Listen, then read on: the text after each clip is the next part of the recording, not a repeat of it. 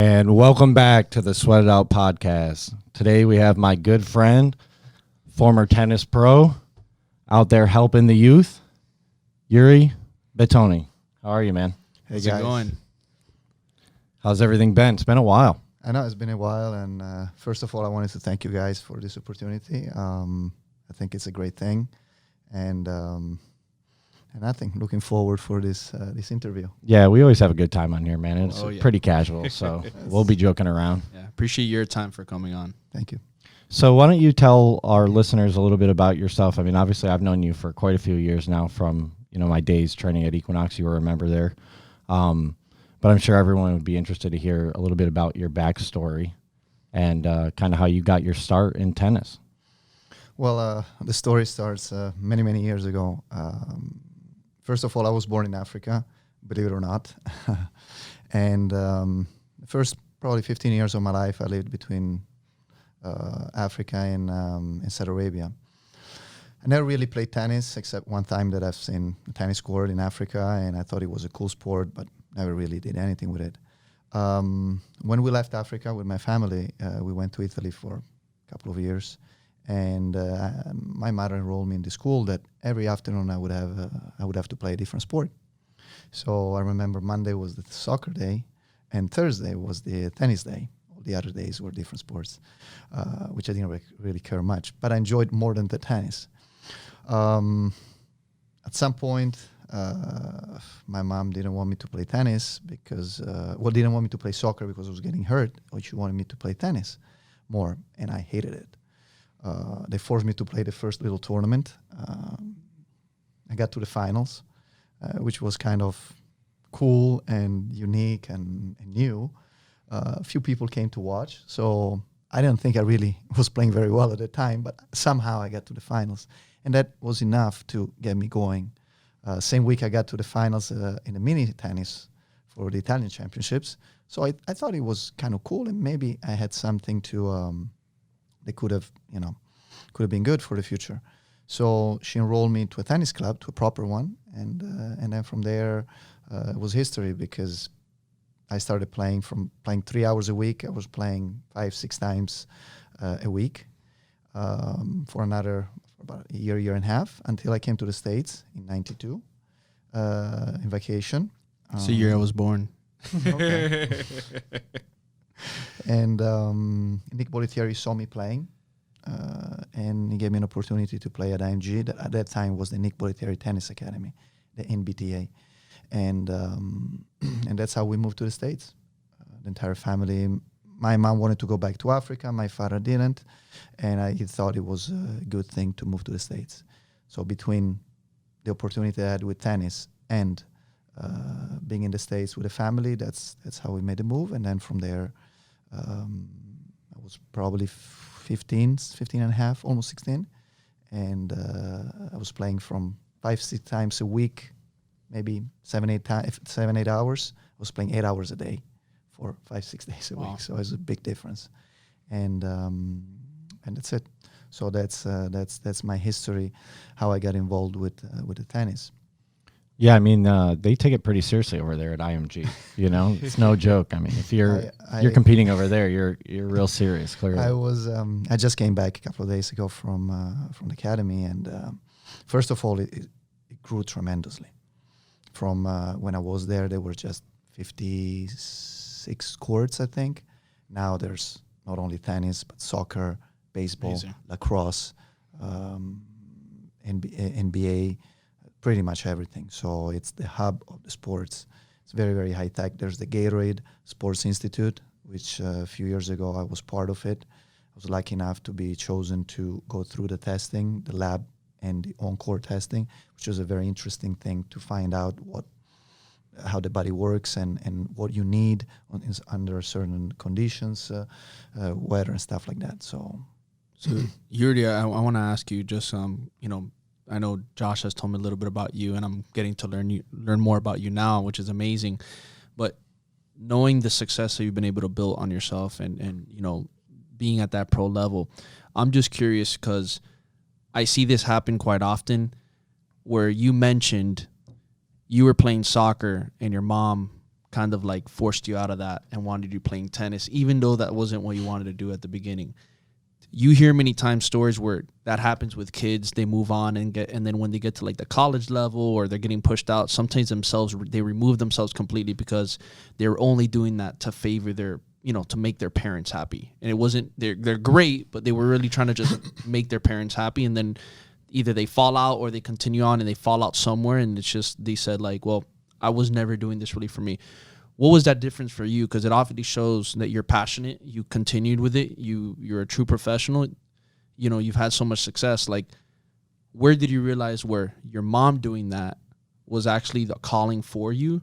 And you realized that it wasn't something you were doing for the happiness of your parents, unless that was part of it.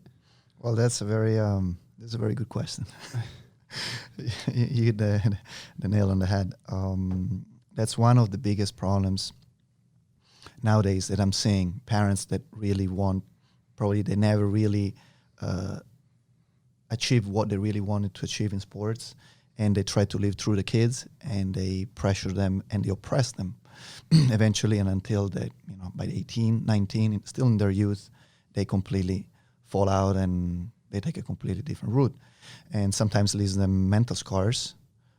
If they're not very strong mentally or so on, and that can create a problem in the future of the well-being of the kid.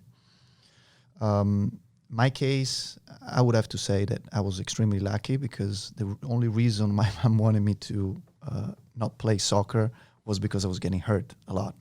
And since I was very little, I would always try to exceed my potential in moving around really fast, and that led to many injuries. So my mom was always been maybe too overprotective. I open and close a parenthesis before the tennis part. My family always raced cars. So since I was very little, they put me on a go-kart. So my career was to race cars. Wow. And when I was supposed to do the European Championships, my mom told my father, and I was probably 13, 14, she said, if you take him to Spain, I'll divorce you. He's not going to ever race cars because it's too dangerous. So that was my ending of the racing career. That was straightforward. Yeah, exactly. That was so. Later on, he showed on the soccer side, so I was not surprised. But the only reason was that she was overprotective. When I was playing, when I got better and I started traveling the world at tournaments and stuff, she never really pressured me. If I would win, if I would lose, she would always keep the same constant behavior. She would appreciate, but she would not put me down if I would lose. But she would try to find out what were the reasons and stuff. So that really, really helped me. On my father's side, the same thing. He never really pushed me. The only thing I remember that he was getting really hard on me. It was when it was a time in my juniors that I was breaking lots of rackets. I was a little bit rebellious versus myself, and getting frustrated. Probably the pressure, because the academy at that time was very, very competitive. Not that it's not now, but it was different. So every day you would go to practice or you would play a match, even though it was a challenge match or just a normal match, you would feel there was that heat. So there was a time in my career that I lost it a little bit, and my father would just take off from watching me at a tournament or something when I would have such behavior, which at that time, it was enough to create a distress in my behavior and maybe led me to lose a match, but it was totally my fault. So I would do the same thing if I would have a kid. I cannot stand somebody yelling on the court, throwing rackets, breaking things. It's just something that I just cannot stand. So that's the only thing. So overall, I think I got very lucky. Yeah, my stepdad was the same way with football. Like if I was playing like shit, he was just he'd leave a game completely. I'd like look in the stands and he wouldn't be there, and then I'd come home and he'd be like, "You were playing like garbage. I'm not gonna watch that." Like Totally, that's right. Okay, man. Well, I guess I'll play better next time. Totally. and I did. But you mentioned the pressure of those matches at IMG. What is it about because you're not the only athlete. I used to work with collegiate athletes quite a bit, and some professional athletes, and they say the same thing. There's just something about that environment that you get put in, right, where you have this immense amount of pressure to compete, right? Not even necessarily pressure to succeed, but pressure to compete, which will lead to future success as you start to get into real matches in the ATP and other tournaments. What is it about that pressure that you found? Because clearly it was something that you sought after, or you would have just left IMG, right? So what is it about that pressure that really high performing athletes really seek?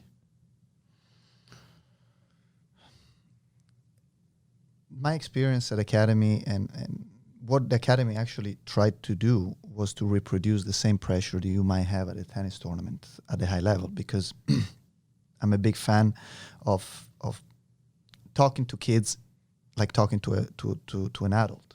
That's how you expand their brains. And in the same way, you train them. So if you make them feel that they are, even though they're 12, 13, they train like, or even more than a professional player. So you got to treat them as a professional player. So you got to also put them at times in environments where you can simulate the actual tennis match on the ATP or the WTA tour. So at that time in the 90s, early 90s, late 80s and early 90s, I was at the Academy in 92 and on, when Agassi was there, Sampras, big players. Some of the biggest. Yeah, some of the biggest. Yeah. There were many more, of course, but now, these are some of the names that even people that don't know about tennis would know. Salish, Mary Pierce, Sharapova, and so on. So they would just throw you in this pot and deal with it. We gave you the tools, and now it's up to you to use the best that you can. So the structure at that time was extremely competitive. I remember on the practice school, because it was scheduled in this way. After school, you would eat, get on court, or do the track hour. So you would run, plyometrics, all the footwork, and so on. So accordingly, what was your rotation, you would have three things: the track, the practice course, which is drills, and then the match play every single day. Sometimes match play would be before, after, in the middle, vice versa. So all three areas, they were extremely competitive, because when you would be at the track, you would have to give 110% and try to be better than the others in whatever drills were given to you. Same thing, change the rotation, go on the drilling course.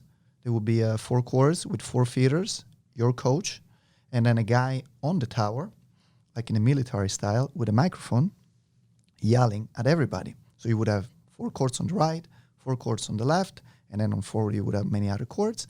So the tower, there would be 2 towers in the middle of this 16 courts. It's 4, yeah. It was about 16 courts of the drill with 2 groups, and everybody yelling and creating this really, really, really strong energy. So no one could stop. Everybody moving the feet, even when they were waiting for the ball. So there was lots of competition, even when there was not a match or something in play.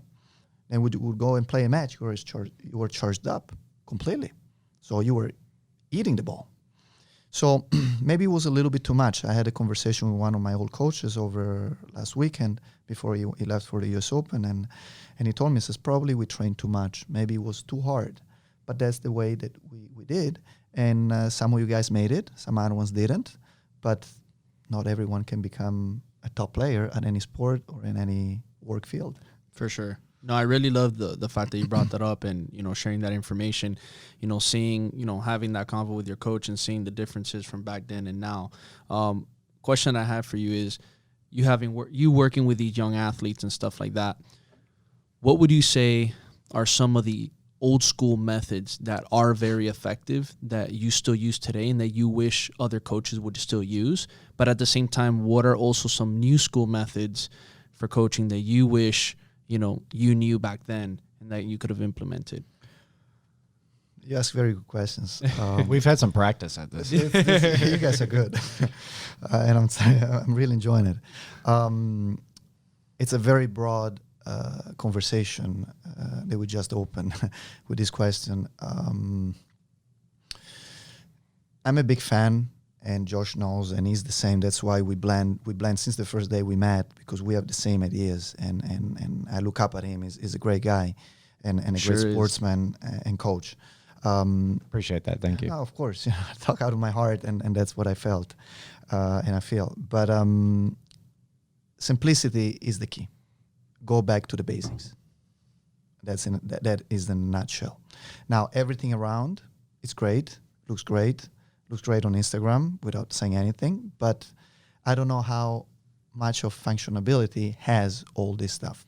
I'm sure there's a big business behind with equipment, training methods, and so on.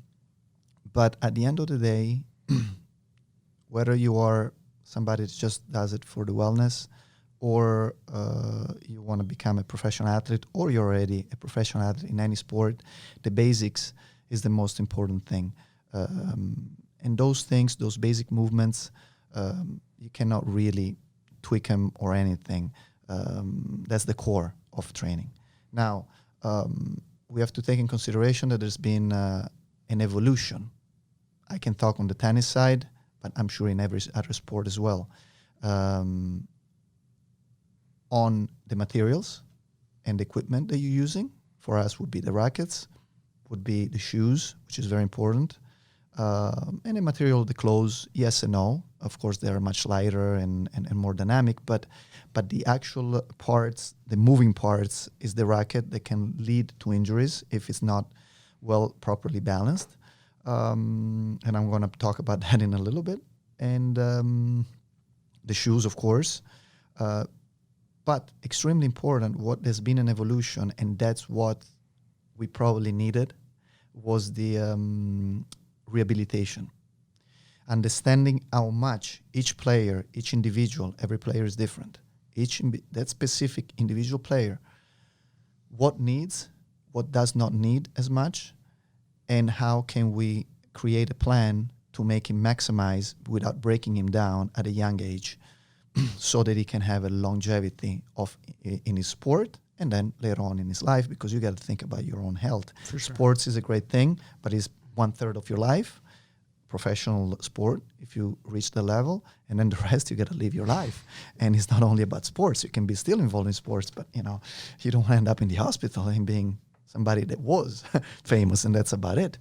So that's a big thing. And in tennis in the last 10 years, I would say, there's been a huge evolution in playing a little bit less and doing more work in the training room, and having a physio that would rehabilitate you and regenerate you and rebuild you every single day. The top players, and that's the only way Roger can play still at 20, 38, 39 years old. Amazing. It's because they understood that from the football people. You guys know very well that you get broken down very, very quickly. Yeah. Josh and I talk about it all the time. Yeah, I mean, even when I was at FAU, I don't know if you knew this, but I trained the men's and women's tennis teams at FAU, and those guys would love to get after it in the weight room. They were honestly one of my favorite groups to train, because like 1 through 11, the guys on the team, they all trained super hard. They all got it. They all understood that, they were going to improve their play on the court if they were more mobile, if they were a little more resilient, right? And they could handle a little more of a beating, so you can, take that extra step in the volume of your training on the court, right? I mean, you talked about maybe you guys trained a little too hard. 8 hours seems like quite a bit, You see, when you're a young guy, you have to train more hours. Once you start playing the juniors and then the pros, you are playing so much on the court, like the NBA players. They play so much every second day that they train less, because it's like training, being out there. So tennis, you play a tournament every day, every second day for a week, 2 weeks US Open if you're lucky you get to the semis and finals, but that's about it. Then you might have some days off. It was a little different kind of training that said, we're not like the NBA players, so we can train as much outside. In reality, it's not, because you're still a lot under pressure. The mental part drains you also. So it can lead also to injuries and mental breakdowns and stuff like that. So it's extremely important to gauge the training outside, even at a young age, and have as less impact as possible, because playing on clay court, on grass is one thing. Once you start playing on hard court, which is 75% of the scheduling of the tournaments. Which did you like more, clay or grass? Which did you play better I on? love indoor carpet. Interesting. Yeah. I just love indoor carpet. I like the speed. I like the sound. It's just unique. And all my time that I played in Northern Europe and Switzerland also, because I was in Switzerland for a long time, and I would train in Switzerland and then play all over. But it was unbelievable. But yeah, I remember playing a lot in the northern part of Europe, which is the Netherlands and stuff like that, and pretty much you always play indoors, and it's just looking forward. How did you balance your, because obviously you were strength training when you were at IMG and playing a lot, but, once you got to the professional level, how did you balance the in-season work you had to do with the strength training and the recovery work that you had to do in order to, compete at a high level for the entirety of the season? You basically find a comparison with other schools, let's say. Other schools doesn't have to be another academy, but other training methods that have used other players from all over the world. The academy, yes, is the biggest place in the world to train, but it's not the only one. and the system that we adopt is not the only one. So I was extremely lucky when I got a chance to go to the Swiss Federation. I was called to practice in the Swiss Federation in 1997. And I could see how Europeans would actually train players. And it was a substantial difference between my American way of MBTA to the European. Less hours, more direct. And I don't want to take anything away from the academy. I'm a big fan of Nick. To me, Nick is Nick Politieri. He's a great coach, great friend, and nothing to say. To me, he's my mentor. But you gotta keep your mind open. You gotta look at your horizons much broader. And I could see that the training was very precise and very minimal, we would say. But everybody was improving tremendously, and I was lucky enough to be in at a time that the Swiss Federation was starting to shift and becoming really putting themselves on the map in a sense of having really big players. Higgins was already number 1 in the world. Marc Rosset was top 5, I believe, or top 10 in the world, and then there was a few other young players that they were growing. And they were extremely good, and one of them was Roger Federer at 16. Wow.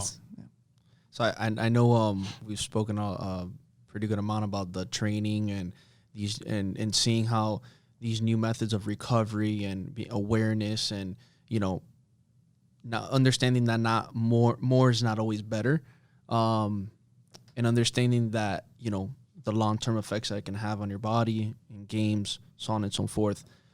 Something I wanted to ask you, seeing all these new methods that are great and that work and that help, I don't know if you agree, but something that I feel like I've seen different or maybe a lack of, and I know it depends on the person too, but would you say competitively, grit, work hard, there's always been, I feel like I've seen in old school players, there's always been that extra edge of going above and beyond, or just having that extra competitiveness that I just feel like with newer players now and today, sometimes they're missing that. And I feel like that also was very important.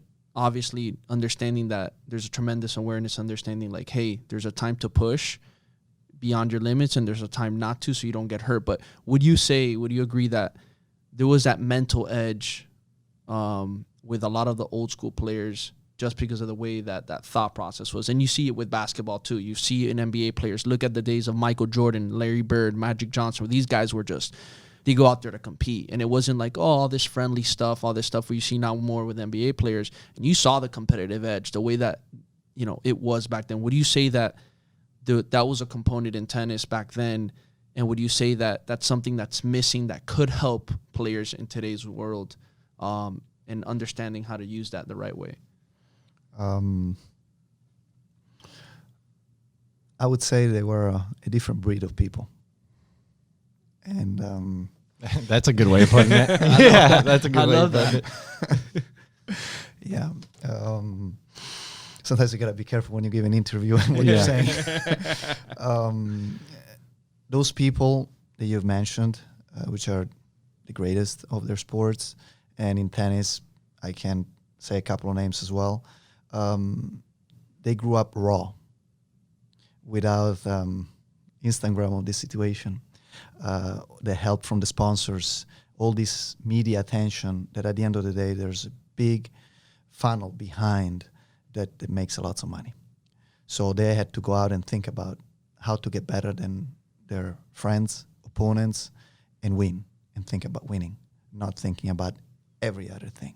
So nowadays, I'm not saying it's weaker, but it's too corporate.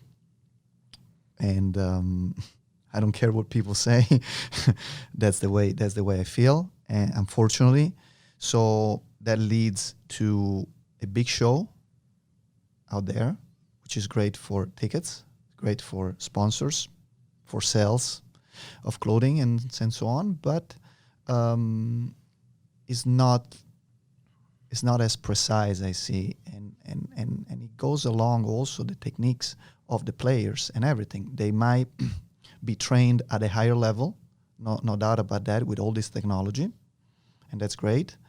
But you see flosses in their, I talk about tennis, in their techniques or in their movement also, that the materials and the environment tends to bypass and don't point it down and make them work really hard. I'm not saying that they don't work hard. They still work hard, but it's not the same effort and intensity, I would say, except those few outliers, of course, like Nadal and stuff, Djokovic also, that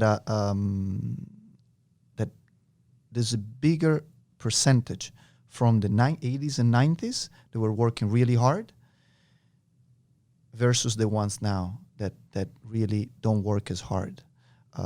And I see I was on the court with Paul Forsyth, is my old coach, and the guy that I mentioned, they went to the US Open, and used to be the director of the academy. I did some of the history of Nick Bollettieri Tennis Academy. And I was on the court with few top junior players in the world and a couple of ATP players, and great players. But there were little things that they were not doing properly that we were discussing with Paul, and he agreed completely. And this is because also the materials had an evolution. The new rackets allow you to hit harder, more precise. They're usually bigger profiles, without getting too much into specifications. But the way of hitting now is way different than before. So there's been an evolution of the grips. Before was, well, we started out with a continental in the ancient times. And when I was playing, it was very popular, the Eastern, and then the semi-Western and going to a Western. So more you go Eastern, Western, and semi-Western, there is a more severe grip. So there's different heights, how you're going to hit the ball, but at the end of the day, more you go to the Western, and more you start slapping the ball more. So you're keeping the ball on the strings less. And that's what is missing on the technique of these young kids. They slap the ball extremely hard. They don't keep the ball on the strings that much. Agassi came out with a 12-inch rule, 6-inch before hitting the ball and 6-inch after. So that, what does it mean? That with the elbow you stay long with the ball. So I was having this conversation on the courts with the kids. Paul had me talk to them, and one of the things was you guys could play much heavier and have a heavier ball, so that the opponent is going to feel the heat and the heaviness of your shots by just doing exactly what you're doing, but instead of pulling up a little bit too quick, just stay a little bit longer. few more inches, that's enough to make you from a good to a great player. And that was one of the minor things that I've seen with them and some other players also in the professional to top 50 in the world, that they're young, 20, 21, 22, they're great players, but they could be great. Good, but they're great. They could be great. I think it's amazing that in all sports and everything in life, sometimes you see that there are old missing components that can really change the game for somebody, and some things that, disappear that you're like, man, I wish that was still, implemented or still going on, into whatever sport somebody's playing. So I appreciate you sharing that, and telling our listeners more about how that works. Of course, sorry for interrupting. Of course, 20 years ago, 15 years ago, you could not play like now because the materials were not evolved like now. Right. But that pushed you to have a better technique. Now you can have little flosses, little hitches, and you can still get away. So at that time, with those materials, you had to have a proper technique. Now, you can I would say Get away with get it. away a little bit with it. Of course, at that level, is that one ball that makes a difference. When you're a professional player and you're playing against at that level with big players, one ball can change the match. That specific ball, if you have little hitches here and there, when you get tight, you might miss it. It's like these, baseball players in the Dominican Republic and these poor countries that they're playing baseball with a stick and a little rock. Yeah. So imagine when they start hitting a baseball that's this big compared to a rock or compared to something smaller, it just, it's crazy to see when you hear those. Well, those and you brought up a stories. good point too about, social media and technology and the things that kids have available to them now. Like when we were all growing up, those didn't exist, right? You were outside. Yep. If you played tennis, you played tennis.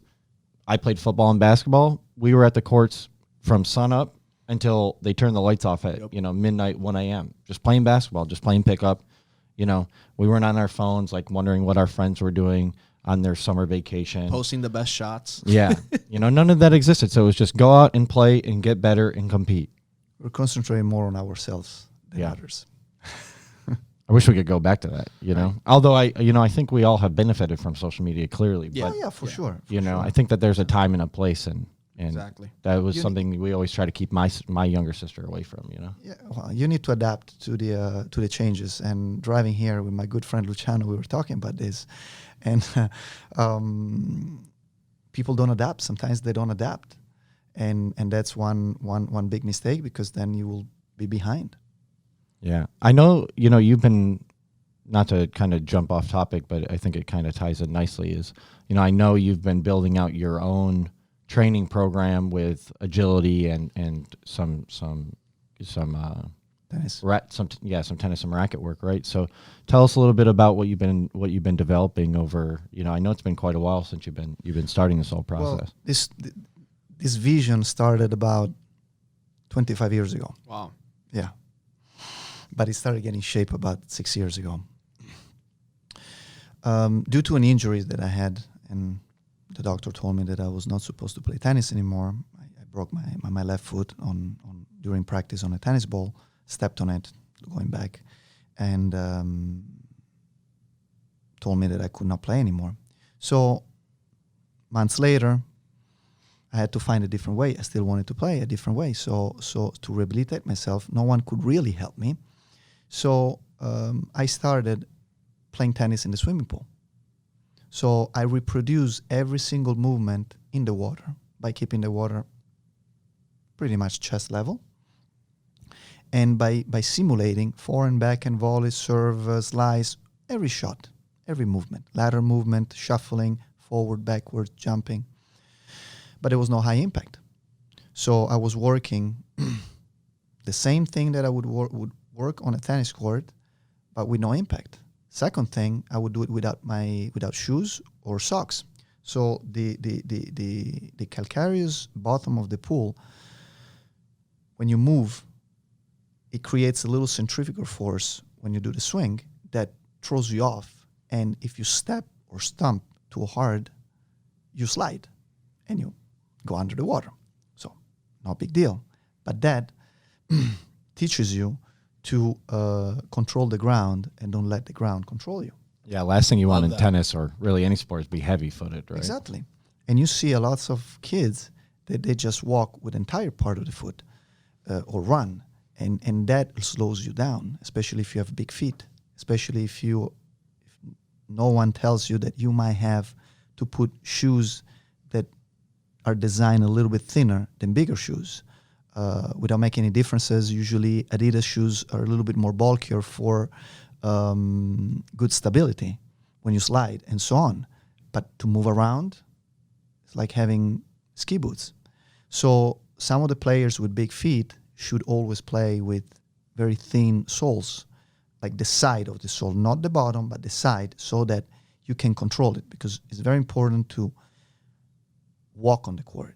Lots of people think you're running. Yes, you're running, you're moving, but if you read the ball fast enough, you're already moving. So the less you are stumping, jumping, running, and the better it is, because otherwise it will create an imbalance into the shot. So the more you move laterally, forward or backwards, by reading the ball fast and walking towards the direction, that allows you to cut the angles, first of all, gain time, ball travel, so you be more aggressive just by moving in that way.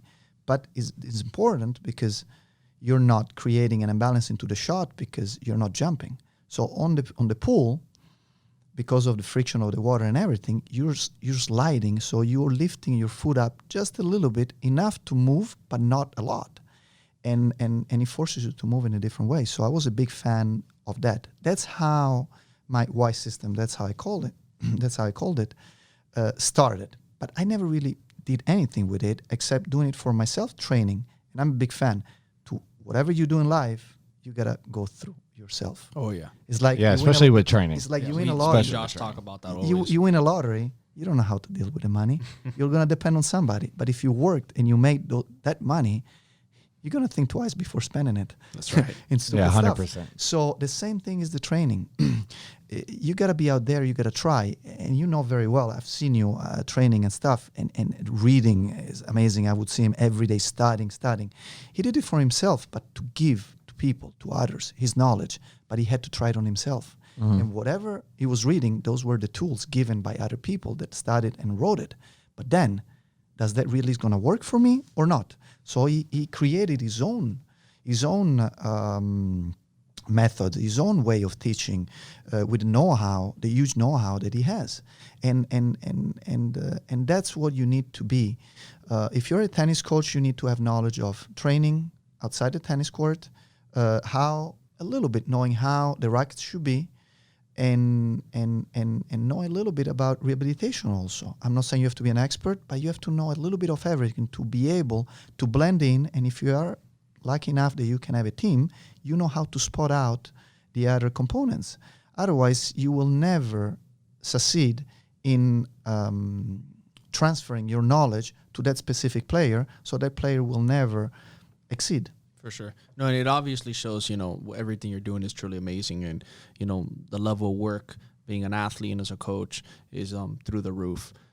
I want to ask you, personally, having been an athlete, now being a coach, experiencing both, what would you say has been more challenging for you, being the athlete or being the coach?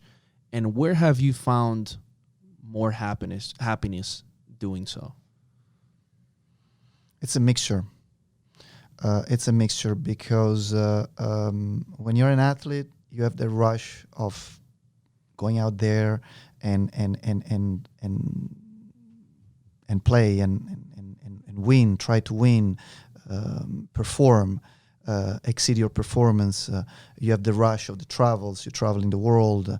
You're seeing different cultures, but you're always looking forward. You don't know what's going to happen in the next day, in the next hour, in the next minute. Even though somehow you try to control things, there's always an unknown. So that if you're the kind of human being, that gives you a great rush, and is second to none. So when you are a player on the tour at a decent level, most likely you become a traveling coach and you have somehow the same life.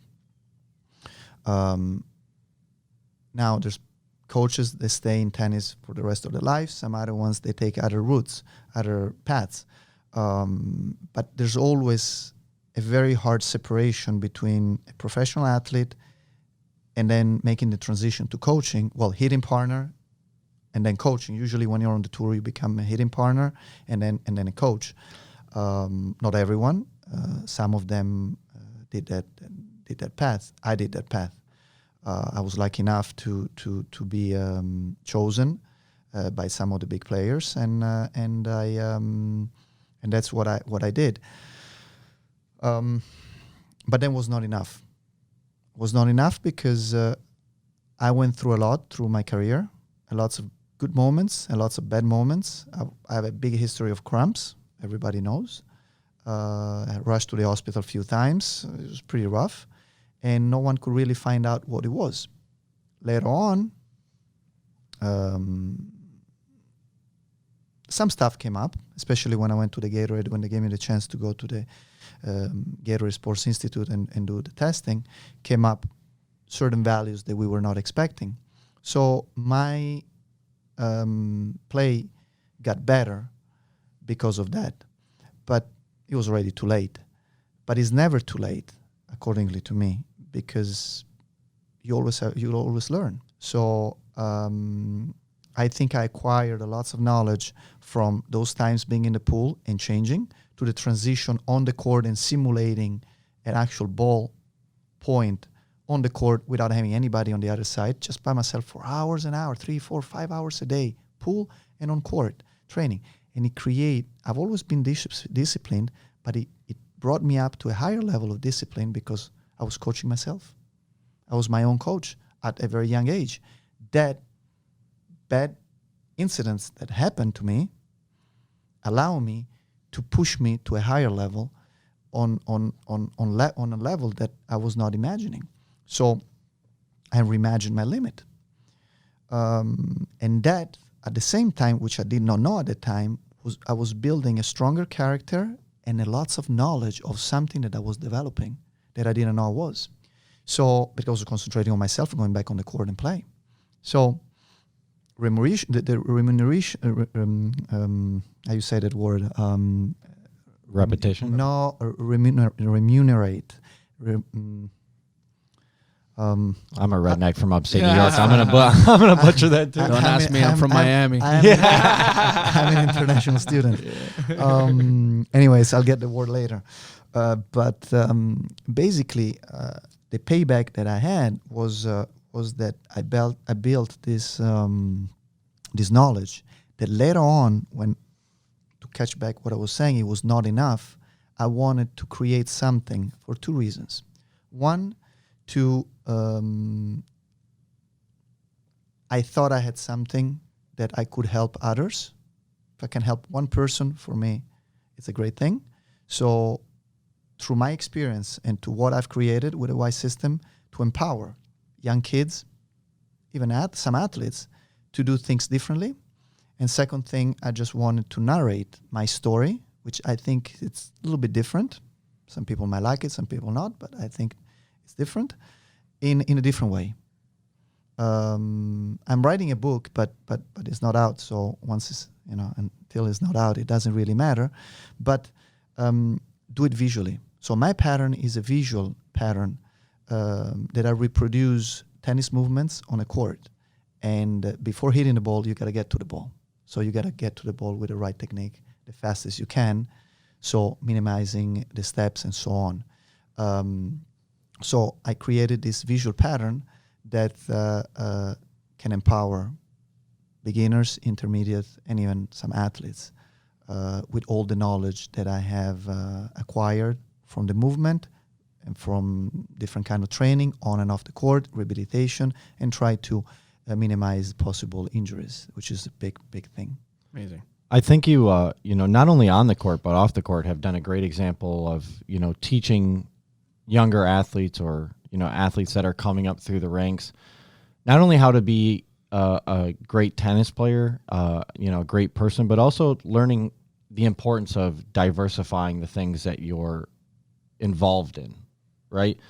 Because at least my own experience, right? Athletes tend to go, or most athletes, right, tend to just go all in on the athletic side. And some of them make a decent amount of money, and then all that money runs out when they stop playing because they just spend it, right? Whereas, we were talking before about the other companies that you've been a part of and you've been able to build, and I've been able to see some of the work and the craftsmanship that goes into Itelcraft, right? I said that right? Itelcraft. Yeah. With the kitchen installations and cabinetry and all that stuff that you've been able to build, and even that in itself, right? You can tell the specificity and the attention that you put into whatever project you're working on, right? I've obviously been able to see the effort that you put in on the training side, and then to be able to kind of see that translate into things off the court that have nothing to do with fitness or nothing to do with athletics, right, is actually pretty amazing, because not many people are able to be successful in multiple areas of business, and whether we like it or not, athletics is a business, so I don't know if you want to kind of dive into that at all, but I thought it's pretty interesting, how you were able to kind of develop Itelcraft, and we talked about the car dealership that you have also in the design district. Yeah. So it doesn't really tie in much sports and construction, let's say, if we want to call it so. But business. But there is a common denominator, which is the same discipline that I've learned throughout the sports. I always think that sports will get you ready for the real life. That's the beginning of your life. So if you're lucky enough that you have done all the steps and you got at a high level, you experienced every level. So it's like building a company from the bottom to the top. So you have the kind of discipline, regardless how much money you made. If you made little bit or a lot, doesn't matter. But you have went through a course with all the obstacles and all the joys. And so when you transfer that to a completely different field, as in us, the kitchen business, cabinet business, you bring in the same discipline, and that will give you an edge versus the competition, because the ones that are successful even in their actual business are the ones that are very, very unique, a little bit freaky, because you gotta be you gotta be a little crazy. You gotta be a little bit off, yes, yeah. To succeed in anything. You're preaching to the choir over here, man. Yeah. you have to be. You have to be. That's one of the characteristics that I've seen, and I've always been very interested when I meet somebody that is different. Weird is probably not the word. It's different. Josh knows I'm different. Oh yeah. No, you're weird. You're weird. Yeah. And that gives you that gives you the unicity that yeah, it gives you an edge. It gives you an edge, exactly. So going back to the kitchen company, to Itelcraft, I was lucky enough to meet Alex Sakostis, which is the president and founder and the genius behind the company, and the actual engine. And many years ago, I was approached and to be part of it, and we became great friends, and so on. So slowly, I got involved more and more, and it's been a great journey because it's different, but it's something that really excites me for the simple reason that my father was the biggest developer in the northern East Africa infrastructure. A little bit different from what Itelcraft does, but still construction. So that's something that I'm very proud that gets me closer to what my father was, but controlled all by myself. So maybe he will be proud of me a little bit, but that's what I'm involved now, and that's what gives me that fire inside.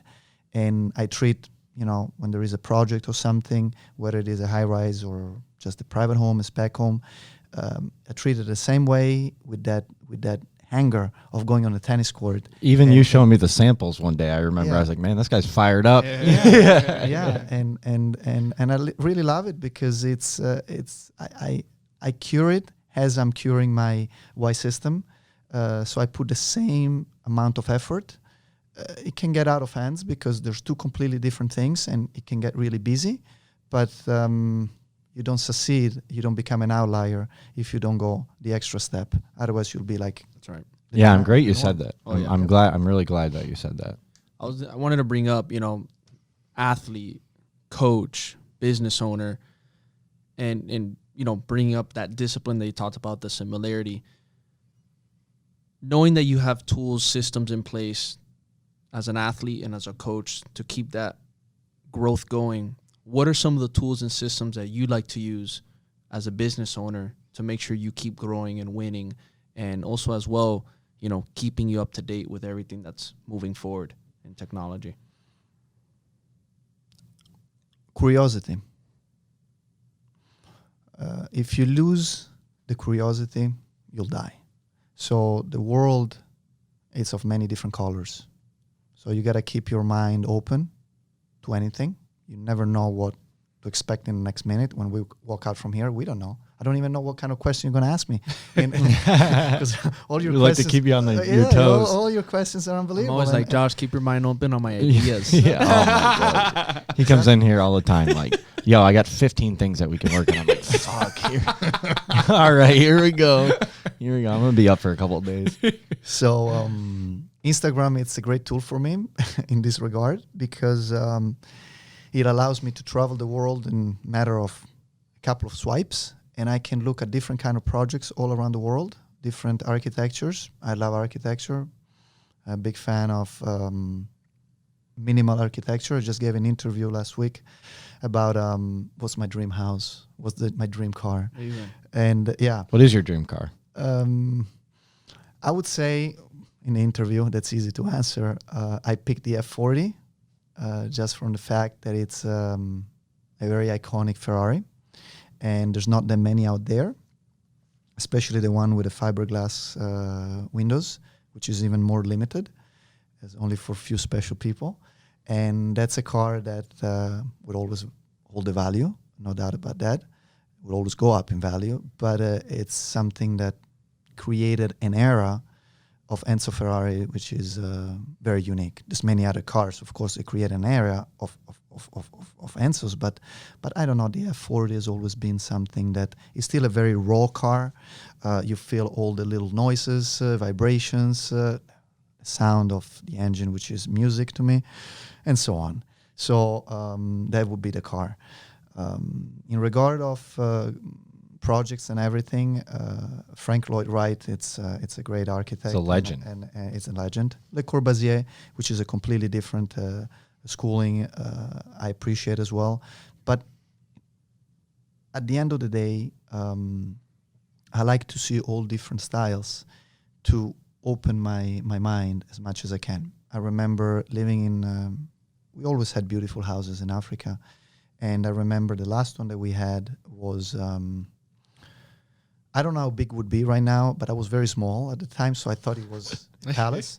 And he had a big hole in the middle with a garden. And when it would rain into the house, but the house would not get wet. It was built in a very unique way. So at a very young age, I grew up with this very eclectic style. And now that I'm involved in construction, I have people that ask me suggestions, how they would do their house, their bathroom, their kitchen, or whatever. And I always try, the way that I see a space of a house, it's bringing the outside, the nature, inside, and blending with the landscape, everything, without interrupting and disturbing their surroundings and the nature. So integrating the design with what it is around. So the house that, one of the houses that we just finished about a year and a half ago or so was Lenar's house in Star Island, and that's the interview that I gave. That is a great example. Come in on the left side of the garden, there is this long slope that you can actually walk on the roof of the car of the house. Amazing. So, and it's all nice, very cool plants and very beautiful. And then there is this 30-foot tree in the middle of the house. How tall are the ceilings? Well, there's no ceiling because So it's like open. wrapped around. It's Okay. open. It's open. So the tree is basically going outside the house, but it starts, of course, in the house, and it's just beautiful. And that reminds me, I picked that house because it reminds me a little bit of the house that the last house that we had in Tanzania. So I like to play a lot with the natural colors and natural materials. I don't like things that look like they have to be, or otherwise I don't like to use them. So concrete, which I love concrete. Call me crazy. My favorite building in Miami, it's 1111 Lincoln Road. Yeah. Parking lot with the penthouses on the top. Super cool. Yeah. It's just The developer that is a Yeah. is a genius. and He's got that new project in Alapata yes. he's been working yes, and I like concrete with unfinished look, woods from all over the world, according where the structure is and what kind of landscape has, glass, big glass windows, and then opening spaces, and a little bit of Art Deco of these roofs with holes in the roofs and stuff. So that's kind of my style. You've been seeing a lot of that here in Miami recently, right? The yeah. the darker tones, right? Little, darker grays, black, like lighter blacks on the exterior of houses. Tons of glass windows, floor to ceiling. Yeah, every 7 years, usually the style changes. So it goes with the colors. So now we are on a wave of these grays, which I'm a big fan. I've always been according to the 7 years, the mouse gray. I call it the mouse gray, this kind of grays. Even on cars, Porsches has got beautiful Oh, grays. yeah. One of my clients has I think a 64 Jag, and it's that same type of but shimmery. By the way, when this podcast blows up and I have enough money, I'm going to tell you to come help me. Yeah, he's the man for that, man. And that gray came from the military. Mhm. They had so much paint, and that's how some of the cars were painted that color. And used to be a very ugly color, very sad color. Now it's got a lot of hype, and I've always loved that color. And so the grays, these kind of colors are what they are. And then we're doing a lot of stuff with whites, which it's always in style, mixed with woods. Yeah, you see a lot of that on Matte, the Venetian, yes, right? A lot yes. of the darker wood tones paired with the white exterior. Yeah. So any cool, interesting, maybe tennis buildings you'll work on? Doing some kind of Like complex. I don't know, some You gonna facility get into any of or that? Any of that? No, there was an idea a while back with Alex to do a sports complex with to push it a little bit, and having also a youth building in a sense of doing something that revolves around sports. So the bottom part was all about sports, and whoever would buy or rent the unit would be really involved in sports, whether it was a sports person or not, it did not matter, but they liked that lifestyle. We ended up not doing anything yet. I don't know if it's going to be something in the future, but for now, but that was basically what it was, and everything would have revolved around the Y system, which is not only a tennis-specific system, but it can, by reproducing certain movements from other sports, can be reproduced for other sports, and then normal workouts, because it can be done. It can be very versatile. I mean, every time I talk to you, man, I always get super motivated, super excited about, pushing myself farther. I know, we talk about training quite a bit every time I see you on South Beach, and all the other projects you have going on are, obviously doing very well and only have, enormous growth, especially down here in Miami with Itelcraft and everything. I can't believe it. We've almost hit an hour already, man. Really? I know you and I probably could talk for like days on end. No, this is fun. This is Days really on interesting. end. I know Menda's going to have a couple of questions to wrap everything up. But before we do that, where can everyone find you on social media, or find your programs or Itelcraft? Okay, on Instagram, of course, I'm Yury Bettoni, which is my first and last name. Facebook is the same. I try to keep it very simple. Twitter, Same thing. Not You big on Twitter? Not big on Twitter. Just retweeting? Not big on Twitter. I'm still trying to understand it. But no, Instagram, Facebook, it's YouTube. I'm rebuilding my channel. And soon I'm gonna come out with a new website. I had a little bit of a problem in the process of rebuilding the website, but it's gonna be something new coming up.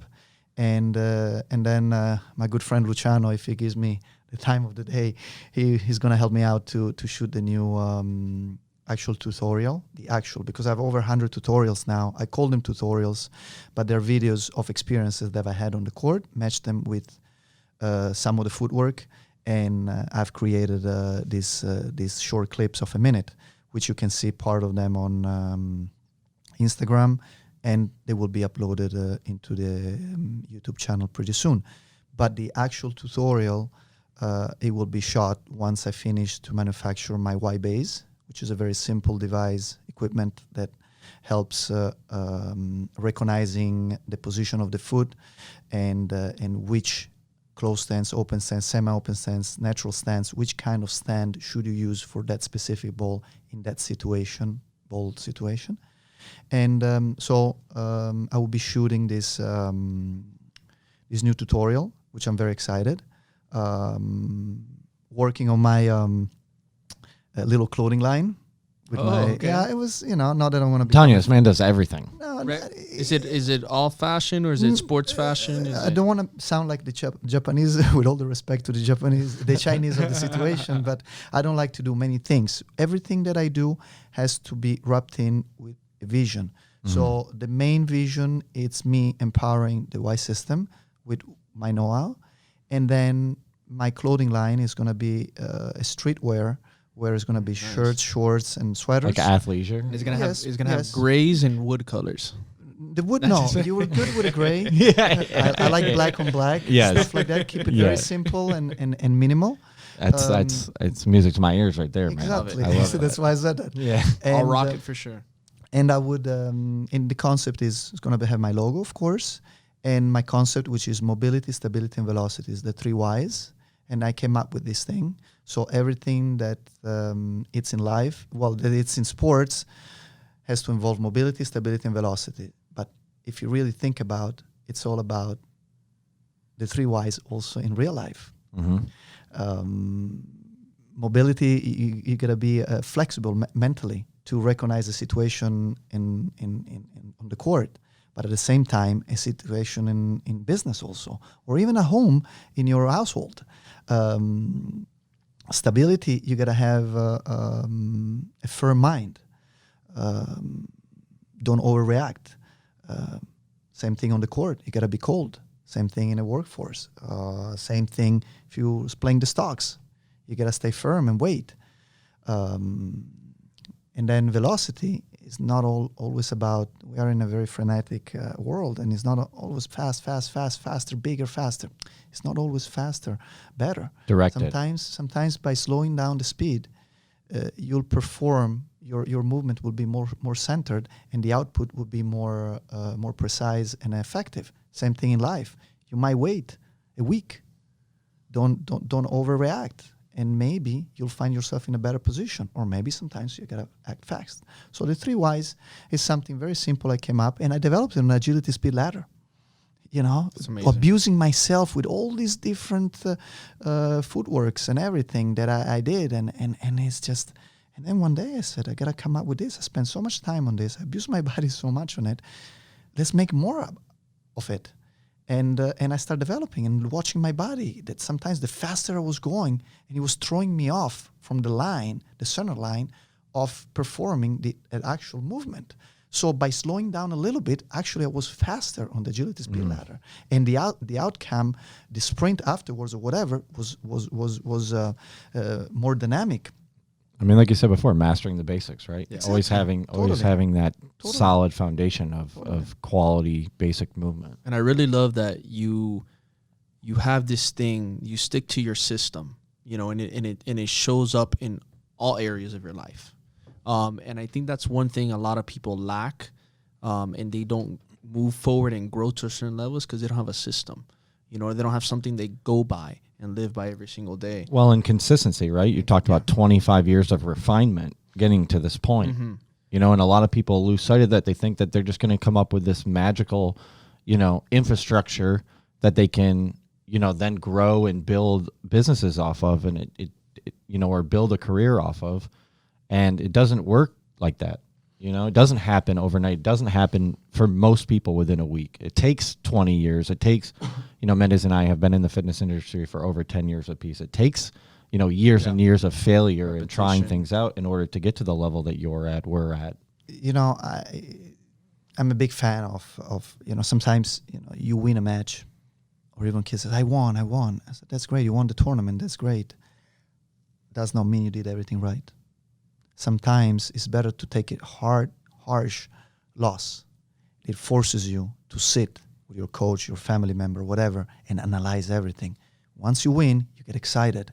And sometimes you get, unless you have that specific coach or somebody around that is got the extra knowledge that will stop you and says, you did everything great until this point. You should have done better here. Otherwise, you will never get to the higher level if you don't analyze every single, even today that we're doing this beautiful interview, which I appreciate again, guys. Yeah, anytime. Thank you for coming on. We appreciate it. Whenever you want to push anything that you're working on, we'd be more than happy to talk about it. Yeah, when you're ready to release that book, come back out. We'll dig deep into it. I gotta get that. Pressure. Is it based on the whys? No, it's about my life. Okay. It's about my life, and of course, it's got different parts. So it's got my youth and what Africa gave me. What I got out of Africa and experiences, and then my sports career, and then the transition to business, and then at the end my system and so on. So going back to what I was saying before, it's very important to pause for a second and just regroup and learn from what you've just done. This interview, I'm gonna walk out extremely happy, but you know, I'm going to think about what I could have done better and appreciate what the opportunity, of course, and what I've probably said right. So that's something that will allow you to always grow. Otherwise, this experience will be on the podcast and everything, but it will be lost for my own growth. And each of us, I think, in the world, we should always analyze what we had just done in anything and then learn from it. I was lucky at a very young age to be part of a very elite group of people. I became the youngest coach probably in the history of tennis. I don't know. I don't want to brag by any means, but at 22 I was coaching a top 50 player in the world. Amazing. And before that I was traveling as a hitting partner, and on and off I was also helping out, coaching and stuff, different kind of players. I've traveled with Mary Pierce when she was 3 in the world, Arantxa Sanchez Vicario when she was 1, Roger Federer for 4 years, training on and off the court with him. And you learn from these people, the greatest players, that they have certain characteristics that are common among this elite class. And of course, this discipline is a glare in their eyes that is different from normal people. It's very different. They have an edge. They try to steal everything with their eyes, with their ears. They don't talk that much. Roger used to get very goofy. Still now is very goofy sometimes, in private, in closed doors, among his people that he feels comfortable with. But when he has to kick in the Roger Federer tennis player, he switches. I remember little incidents or anecdote in Rome. We were joking around in the gym prior to go to our practices. At that time, I was not traveling with him anymore, but and we were joking around and shooting the shit and stuff like that. And as soon as we walked out from the tunnel and there were the people outside, you know, the spectators and everything, going to the courts, there was an Italian Open. It says, "Hey, Big Y, talk to you later." And he completely changed. And I felt goosebumps because I know Roger. We used to share the room together. We used to be always together. And I know him since he was a kid. And seeing changing pace like that Says, this is Roger Federer. This is an edge. So that thing of being able to change the two behaviors just because you're getting off the door, you're getting off the door from the gym and everything over there and getting to the public, that shows you that on the court, this guy can switch in a heartbeat the pace. And I've seen it. It's a common denominator that I've seen with all these big players. Arantxa Sanchez, which was not in the world. Very nice lady, very cool. But when she switched. When there is an opportunity, they pick that opportunity, they take it. 100%. They don't wait. They don't. That's about the third why, the velocity. I mean, hesitation will kill you. Exactly. So would you say that's something that you're born with, or something you have to create, and something that you have to build up to? That's a very good question. And I think it could be a mix. And I've seen in racing carts, which is the beginning, and that's where you build your bones. You have kids that race with you that have no fear. I think everybody has fear. I don't think when people say I don't have fears. Oh, they're lying. Oh, yeah. It's not that they're lying, Josh. I think that it's more they know at a young age how to handle the pressure. That's a good point. They know better to handle the pressure than the majority of the people. So, young kids racing, you see some of them that they're just a mess on the track, and they crash and they don't follow the lines and everything. Some other ones, they're very precise. They follow the lines. They might crash, but they take chances. They take chances all the time.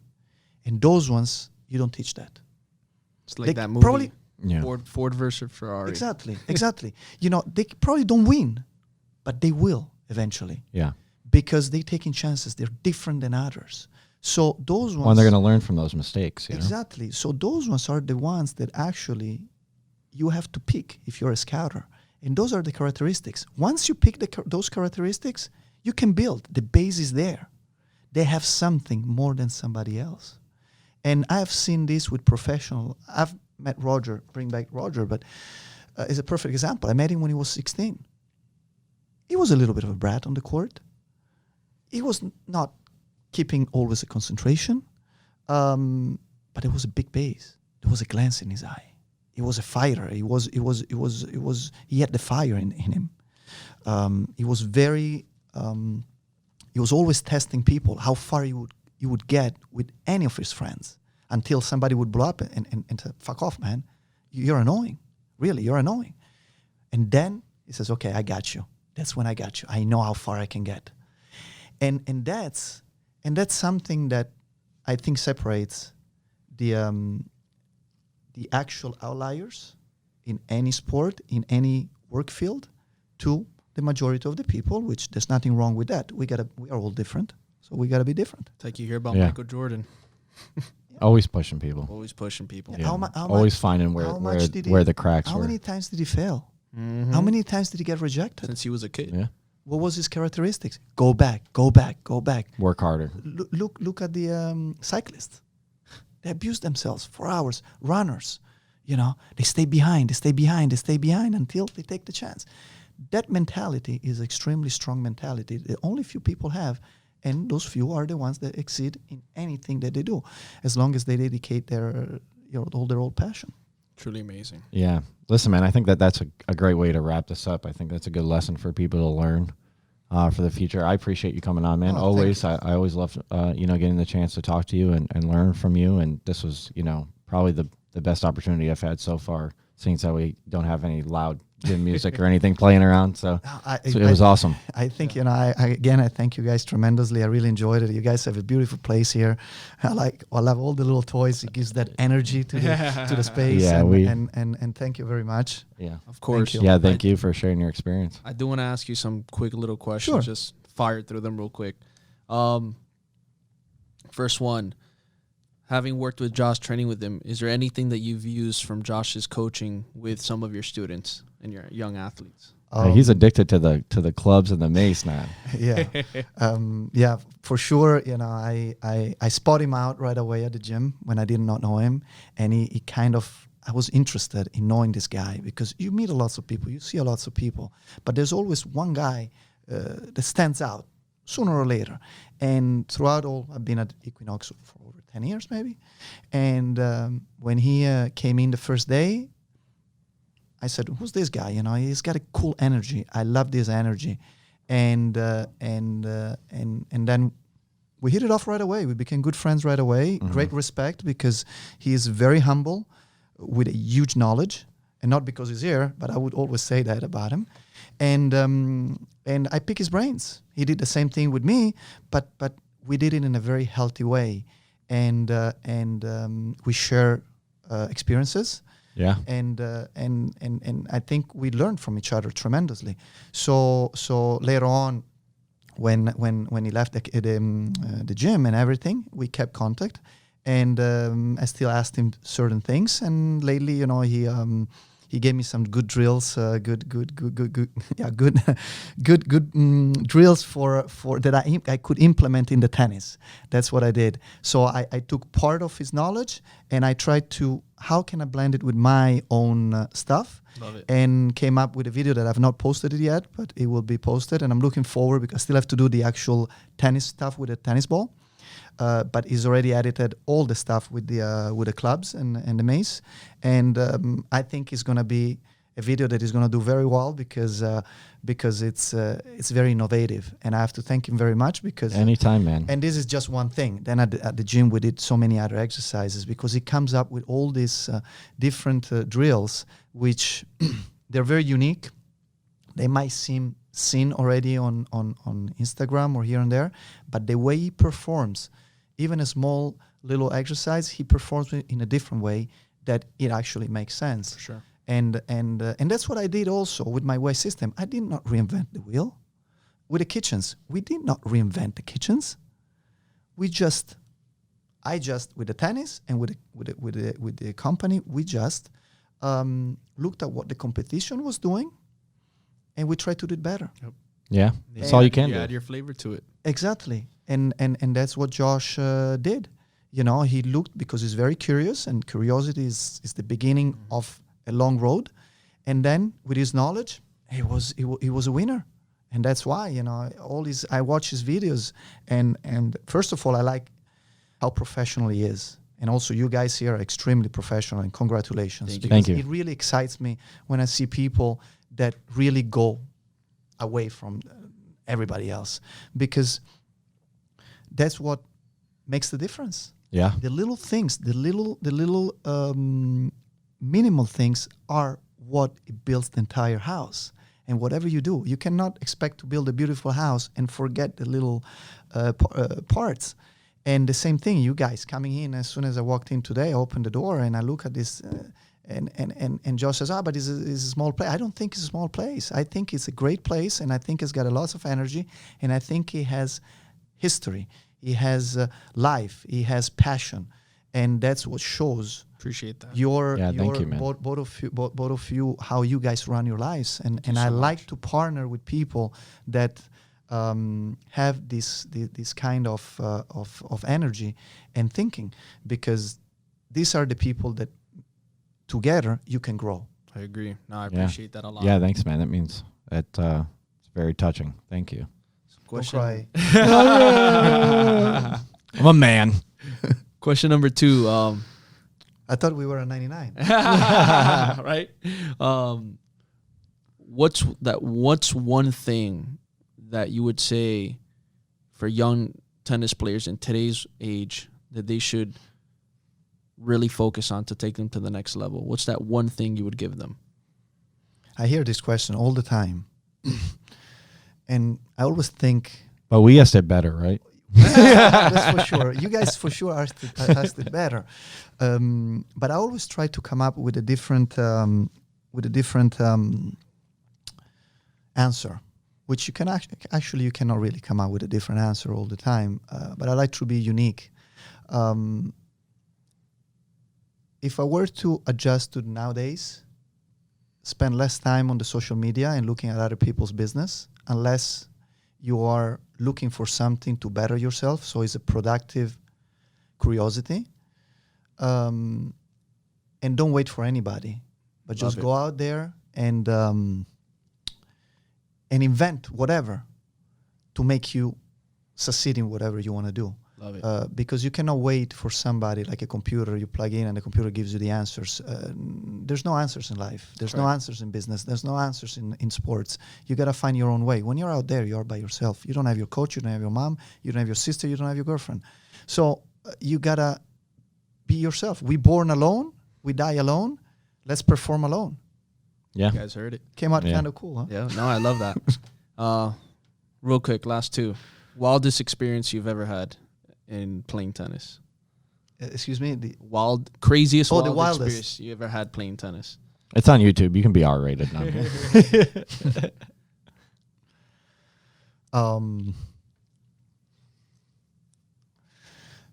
I can give an anecdote that I had in Berlin, I think it was, in 1997. I remember in 1990, my father took me to the Italian Open to watch a tennis match. It was my first time. And I see, from being upstairs, from what I was saying about Roger being upstairs, the spectator, I was that spectator when I was little, in the 1990. And I see Emilio Sanchez, which was 4 in the world and 1, I think, in doubles, something like that, walking in with a suit and a tennis racket. And I thought this guy was really cool. And I always saw him on TV, never saw him on real. When I see him on real, it kind of shocked me. Fast forward, 1997, 7 years later, exactly 7 years later. We just finished the Italian Open. I was with Mary Pierce, and Craig Carden was coaching Mary, and I was a hitting partner of Mary. We won the Italian Open, and I'm sitting basically 4 seats away from where I was sitting 7 years before with my father and a friend of mine. So I was looking to the left a few times and say, this is not me. I cannot be 4 seats down and being part of this final. It's very strange. So it played with my mind. It was a very, very unique energy that Sunday afternoon. It was a beautiful day. So Mary ends up winning the tournament, and it was incredible. Incredible because at that time I was a spectator, and now I'm part of the final. Crazy. So Yeah. it was wild. Full Then- circle. Yeah. Then we fly the next day, no, the same night, we fly to Berlin for the Berlin Open. And I'm practicing, I think first day or second day, I'm practicing on center court, and on TV, Emilio sees me practicing with Mary. The TV it was an internal TV, so people on center court, the TV was always on center court, so whoever was there, you could see it from the players' lounge. So he sees me practice, and I had met him before going to practice because Sven, a friend of mine, an old friend of mine, he had introduced me to him. So for me, my dream was to just shake his hand at the Italian Open 7 years before. Sven introduces him to him, and I shake his hand. So my dream came true. So it was like, oh, that's great. Fine. It doesn't finish here. So I go to practice with Mary. He sees me, go back to the players' lounge. He says, hey, Yury, how you doing? Good. I saw you hitting. You're hitting kind of well today. I said, oh, thanks. But I'm looking. I'm like, Emilio's telling me this? And I'm getting something to eat. He says, sit with me for a second. Sit with him. He says, would you like to hit a little later on today? Emilio Sanchez is asking me to hit on the court. And for me, it was incredible. Because it's like, by that time I already hit with lots of big players. But he was something that since I was little stayed in my brain. Anyway, Satan says, I'm about an hour, I can do it. So we get on the court. It was a women's tournament at that time. All the spectators came to watch practice. I don't know how many spectators were there. In a small court, everybody clustered on the court. So I was like, so I started hitting. And a couple of times I was picking up the balls to the side and looking over. I said, is that really Emilio on the other side or not? It's not possible I'm hitting with Emilio. It's not possible 7 years later. So I think that experience gave me that feel that it was very unique. And I repeat myself, by that time I already hit with lots of big players. Later on, I've played with lots of big players. Then, with Roger, that is probably the best player of all time, stuff. But when they ask me about that, I always tell this little anecdote that it was very, very unique. That's beautiful. Wow. And I appreciate you sharing that, because through hard work and belief, you will get the things you want. So that's an amazing story. Last question, in one sentence, what's the biggest piece of advice you can leave off to all our listeners that are listening today?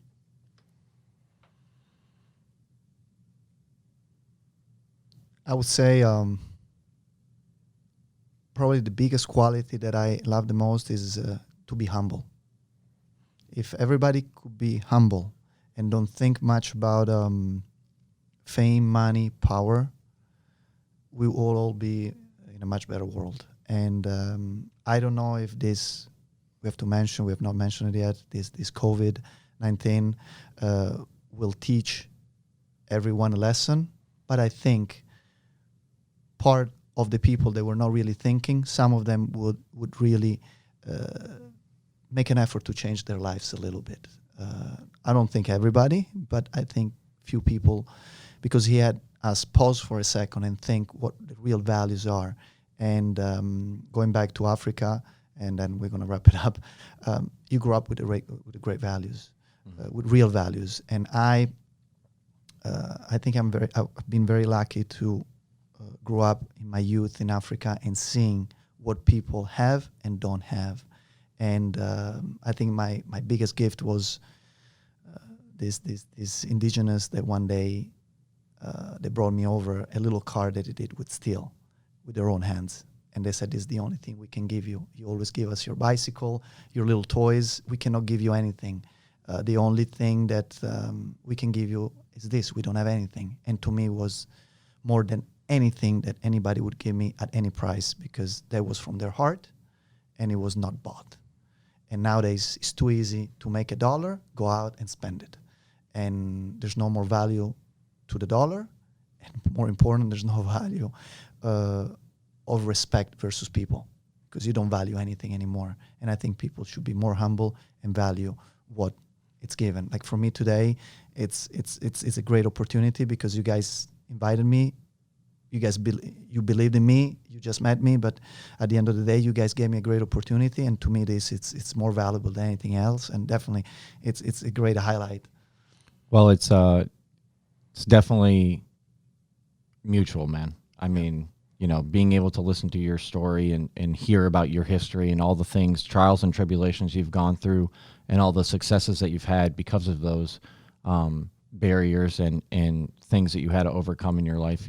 I definitely know that I learned a lot today through this conversation. I learned a lot about you. Definitely makes me feel a lot closer, because I feel like, there's some things that you were talking on that I saw in myself as a kid, and saw myself as I was coming up through athletics and business. And I think it's going to resonate with a lot of people that are listening. And I've got to say that, just hearing everything you were sharing, I felt like I was there.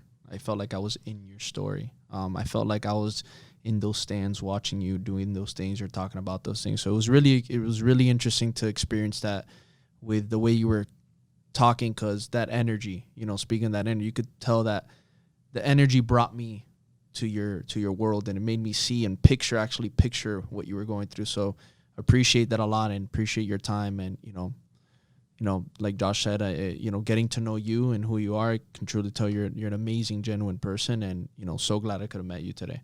Thank you. Yeah, thanks, man. Appreciate it. Thank you, guys. Thank you. Thank you Yeah, very thanks. much. Thank you so Till much. next time, guys.